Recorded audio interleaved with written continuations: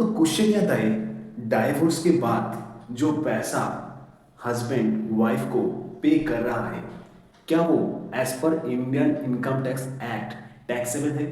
तो देखो, डाइवोर्स के केस में जो एलिमनी या फिर पैसा पोस्ट डाइवोर्स मिल रहा है वाइफ को हस्बैंड से, उसका दो सिनेरियो हो सकता है। Number first is monthly payment और number second is lump sum payment. तो मंथली पेमेंट के केस में देखो क्या होता है, पेयर के केस में उसको कोई डिडक्शन नहीं मिलेगा। पेयर मतलब कौन? जो पैसा दे रहा है, यानी कि हस्बैंड।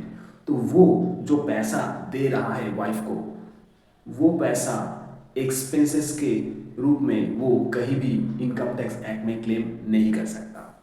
अब जो पैसा रेसिपिएंट यानी कि वाइफ को मिल रहा है, उसको आईएफओएस यानी कि इनकम फ्रॉम अदर सोर्स में वो टैक्सेबल हो जाएगा।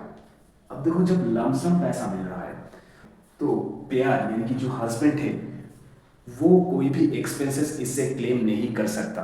हालांकि वो पैसा दे रहा है, फिर भी कोई एक्सपेंसेस इनकम टैक्स एक्ट में ये नहीं शो होगा।